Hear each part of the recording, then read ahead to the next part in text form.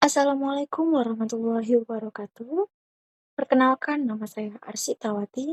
Saya dari program studi Hukum Keluarga semester 5. Di sini saya akan mempresentasikan tugas mata kuliah Hukum Bisnis Syariah yang berkaitan dengan ikhtikar dan tasir, kajian hukum ekonomi syariah. Selanjutnya kita masuk ke pendahuluan. Oke, di kesempatan kali ini saya akan membahas tentang ikhtikar dan tasir dalam hukum ekonomi syariah. Jadi, jual beli itu adalah kegiatan yang sangat penting dalam kehidupan kita. Dalam Islam, jual beli itu diperbolehkan karena termasuk kebutuhan dasar manusia. Tapi, di sisi lain, nggak semua transaksi bisa dibenarkan. Kalau transaksi itu mengandung unsur penipuan, kecurangan, atau ketidakadilan, maka hukumnya itu menjadi haram. Dalam Islam mengajarkan bahwa tujuan jual beli itu bukan cuma cari untung, tapi juga cari ridha Allah Subhanahu wa Ta'ala. Jadi, dalam ekonomi Islam itu, niat dan cara itu sama-sama penting. Dan masalahnya itu, kadang ada pedagang yang gak jujur. Mereka menimbun barang biar langka dan harganya naik, atau justru memainkan harga seenaknya. Nah, ini yang disebut dengan ihtikar dan tasir. Kalau pasar dibiarkan gak sehat, yang rugi itu masyarakat kecil. Harga jadi nggak stabil, dan kebutuhan pokok bisa susah didapat. Contohnya, waktu COVID-19 pandemi dulu, banyak orang menimbun masker dan hand sanitizer buat dijual mahal. Nah, itu bentuk etikar yang modern. Jadi, materi ini sangat penting banget buat kita bahas. Itu dua konsep supaya kita bisa tahu mana praktik bisnis yang sesuai syariah dan mana yang melanggar nilai keadilan. Selanjutnya kita masuk ke metodologi penelitian. Dalam penelitian ini menggunakan metode kualitatif dengan pendekatan deskriptif. Artinya, penulis nggak cuma ngumpulin data angka, tapi lebih menekankan makna dan pemahaman dari teks-teks yang ada. Dalam penelitian ini dilakukan dengan cara studi pustaka, yaitu mengumpulkan data dari buku, jurnal, dan literatur yang relevan tentang hukum ekonomi Islam. Dan pendekatan ini penting karena topiknya berkaitan dengan hukum dan nilai moral yang harusnya dikaji secara mendalam dari berbagai sumber ulama dan ahli fikih. Dan metode ini memungkinkan penulis menganalisis berbagai pandangan ulama seperti Imam Al-Ghazali, Sayyid Sabiq, hingga Ibnu Taimiyah. Dan hasilnya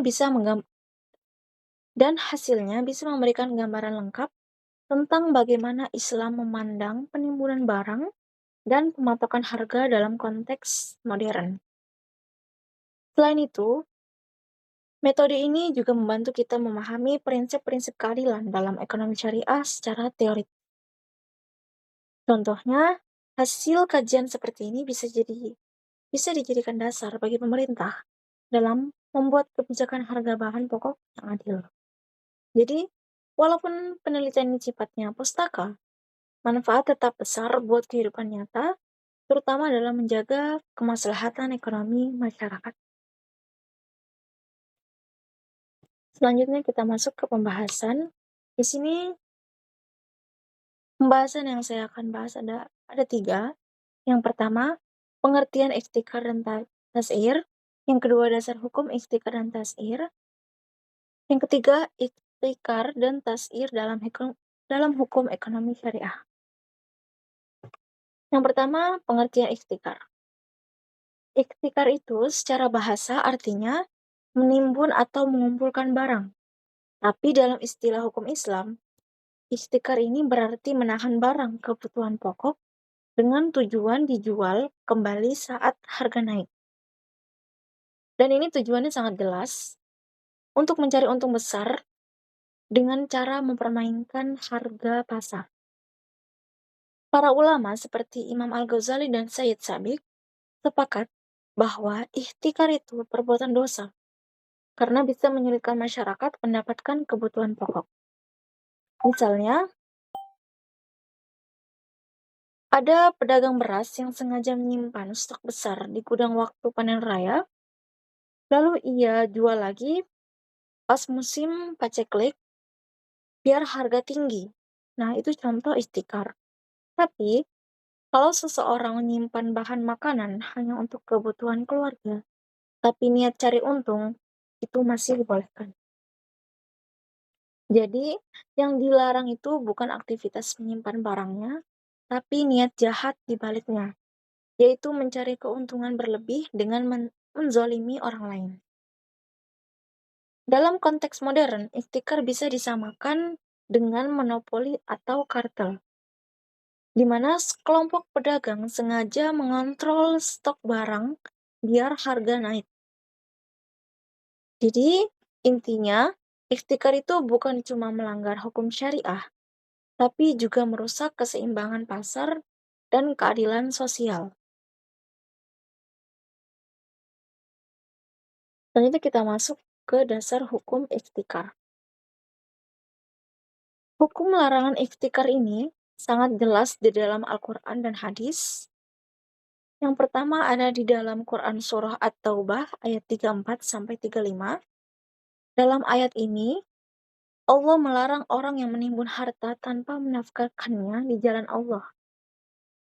Ini menunjukkan bahwa Islam itu menolak perilaku serakah dan egois.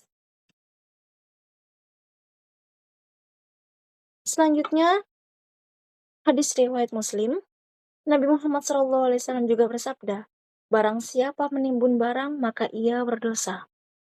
Hadis ini juga jadi dasar kuat bahwa ihtikar adalah perbuatan yang dilarang. Selanjutnya dasar hukum ihtikar menurut ulama mazhab Maliki. Menurut beliau, menimbun barang hukumnya haram secara mutlak, apapun jenis barangnya. Sementara ulama lain membatasi larangan hanya pada barang kebutuhan pokok, seperti makanan dan sandang, yang kalau ditahan bisa bikin masyarakat kesulitan. Islam tetap memberi toleransi kalau barang yang disimpan bukan kebutuhan mendesak atau disimpan untuk konsumsi pribadi.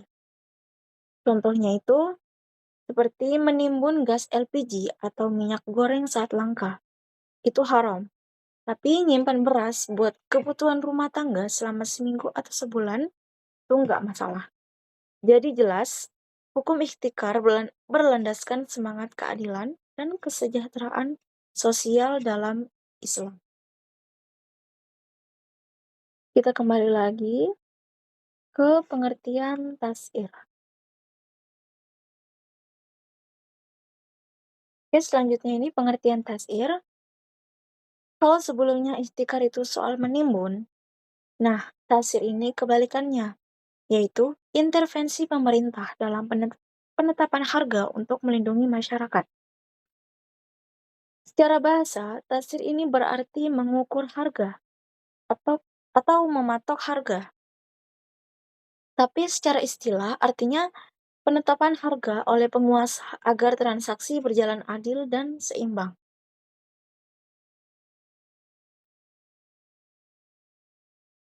Selanjutnya dasar hukum tasir.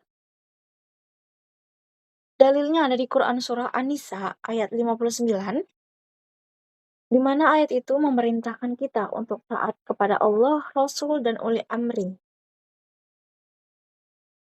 Dan ada juga hadis Nabi Muhammad SAW. Dalam hadis tersebut, Nabi Muhammad SAW sendiri pernah menolak menetapkan harga ketika harga naik karena faktor pasar alami. Tapi pada masa Umar bin Khattab, tasir dilakukan untuk mencegah kecurangan pedagang. Jadi hukum tasir itu fleksibel. Boleh dilakukan kalau harga naik karena ulah manusia, tapi nggak boleh kalau karena faktor alam atau ekonomi biasa. Jadi, tujuan tasir bukan buat menekan pedagang, tapi menjaga keseimbangan agar tidak ada pihak yang dirugikan. Contohnya, pemerintah sekarang menetapkan harga eceran tertinggi untuk beras dan BBM. Itu bentuk tasir dalam sistem ekonomi modern. Intinya, Islam memberikan ruang bagi pemerintah untuk menjaga keadilan harga, asalkan dilakukan secara bijak dan adil.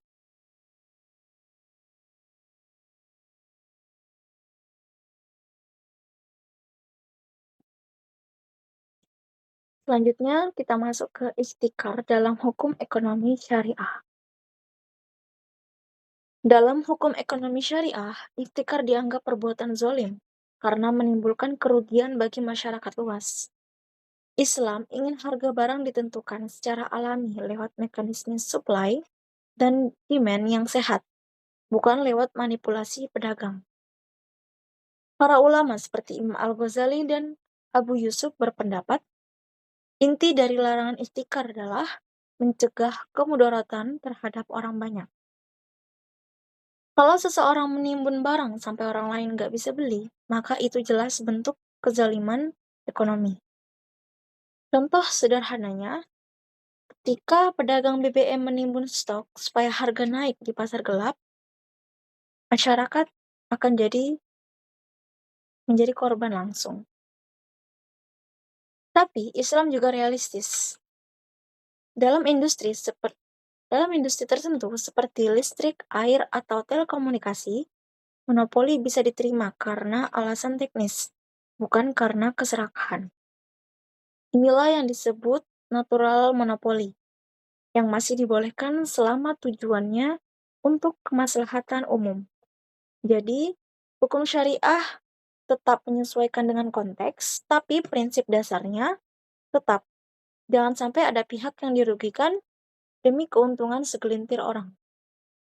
Selanjutnya, tasir dalam hukum ekonomi syariah. Tasir dalam hukum ekonomi syariah adalah bentuk tanggung jawab pemerintah dalam menjaga stabilitas harga dan keadilan ekonomi. Ibnu Taimiyah menjelaskan bahwa kenaikan harga tidak selalu salah pedagang, bisa jadi karena permintaan naik atau stok menurun. Namun, kalau harga naik karena manipulasi atau kesepakatan tersembunyi antara pedagang, pemerintah wajib turun tangan. Tujuan tasir ini adalah melindungi kedua belah pihak. Penjual tetap bisa untung wajar dan pembeli tidak dirugikan. Contohnya, ketika harga cabai dan bawang melonjak tanpa alasan logis, pemerintah bisa menetapkan harga maksimum untuk menjaga keseimbangan pasar. Ini sama seperti fungsi hisbah di zaman Islam dulu, lembaga yang mengawasi pasar agar sesuai dengan prinsip moral dan keadilan. Tasir juga dilakukan lewat kebijakan seperti subsidi, operasi pasar, atau pengawasan distribusi barang. Jadi, tasir itu bukan intervensi berlebihan, tapi bentuk nyata peran pemerintah sebagai pengatur pasar demi kemaslahatan umat. Kesimpulan, dari pembahasan tadi yang saya sampaikan, bisa kita simpulkan bahwa ihtikar hukumnya itu adalah haram karena menyebabkan kelangkaan barang dan merugikan masyarakat. Sedangkan tasir diperbolehkan asalkan dilakukan oleh pemerintah dengan niat menjaga kestabilan harga dan kemaslahatan umum.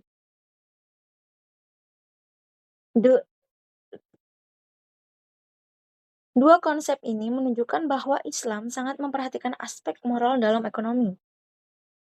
Dalam Islam, pasar bebas tetap diakui, tapi kebebasan itu dibatasi oleh tanggung jawab sosial dan keadilan. Kalau kita sebagai pelaku usaha, harus ingat, cari untung itu boleh, tapi jangan sampai merugikan orang lain. Pemerintah juga punya pera dan pemerintah juga punya peran penting dalam memastikan keadilan harga, supaya masyarakat nggak jadi korban sistem yang tidak sehat. Contohnya, ketika harga beras naik drastis, pemerintah bisa lakukan operasi besar untuk menstabilkannya. Itu bentuk itu bentuk tasir positif. Jadi, ekonomi Islam bukan cuma soal angka dan laba, tapi soal kemaslahatan, keadilan, dan keberkahan dalam setiap aktivitas ekonomi kita.